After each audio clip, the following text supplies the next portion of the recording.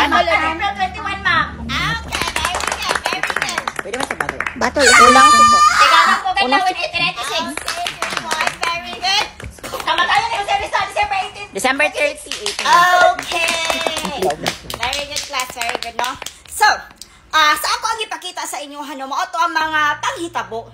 Kato yung moment na namatay si Dr. Jose Rizal, nag-ignite gito og patriotism class, no?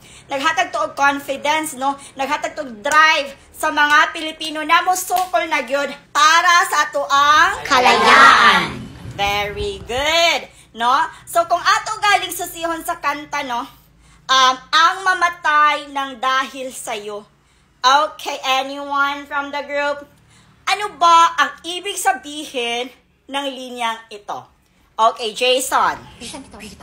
Juan, ma'am, kanang murag, ikaw ang napasanginlan, ma'am, ba na ikaw ang nagpatay. Napasanginlan. Mauna, kay wala man naminaw. Ang taon niya. Okay. Ang mamatay ng dahil sa'yo, Jesseline. Ang mamatay ng dahil sa'yo, ma'am. Ibig sabihin po nito ay kabayanihan ng mga Pilipino na isinakripisyo ang kanilang buhay para sa kalayaan ng ating bansang Pilipinas. Huwag lang tayo puro salita!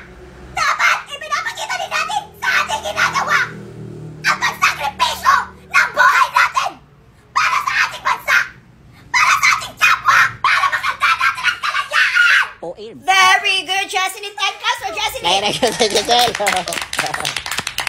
Okay. Ingana ang ako ang gusto ha. Maminaw para na ay ikatubag. Dili magsigig doko-doko. Kay kung kinsa itong nagdoko-doko mo, gito akong tawagon. Inala ko diri asig explain ba. Inala ko sig pamadlong ba. So, ingani ni siya. Ang independence nato na experience karon tungod na sa mga efforts, tungod na sa mga sacrifices, mga struggles na gi-exert, nagibuhat sa ato ang mga kapwa Pilipino, mga ninuno, mga bayani, para lang sa ato ang kasarinlan, no? So, kita pasalamat na ta karon sa ato ang panahon kay, sige ra kantag cellphone, sige ra kantag tanaw mga TikTok, no? Pero sa una class, kabalo ba mo? Halos kada adlaw na sila magsigig pangguba. Kasi pasabot ani class. Before pa di ay gyud ta gipanganak, utangan na ta. Ma'am, kada sa daw maimpas ang utang. Paggara-gara dyan, Aramos. Ha? Utang na loob. Ako ang pasabot class, no? Utang na loob nato sa ilaha.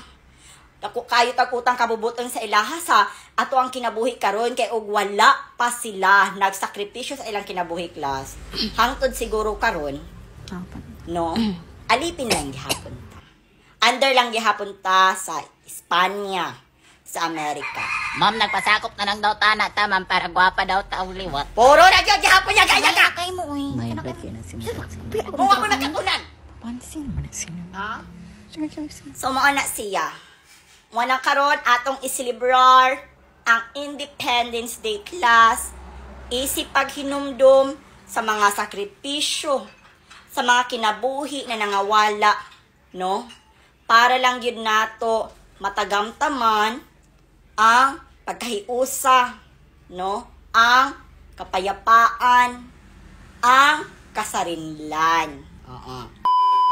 Hi, Mardy! Naanasag ko para mamaligadian niya ako ang sabuan sa imuha. Ang tao mas kinintang bleaching bar, makapaputi, makapawagtang sa mga baho sa lawas, makapa-fresh, makapa-exfoliate, maka-moisturize sa face, makapabata, Mardy.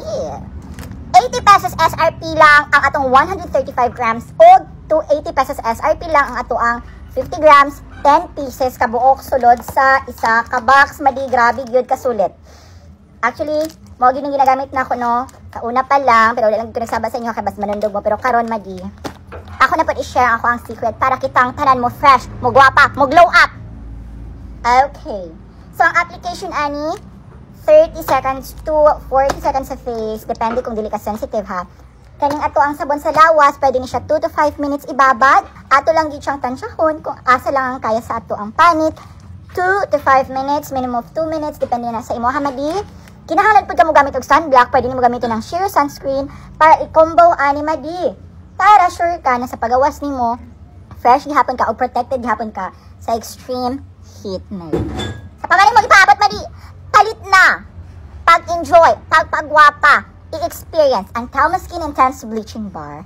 Get that heavenly glow with Talma Skin Intense Bleaching Bar.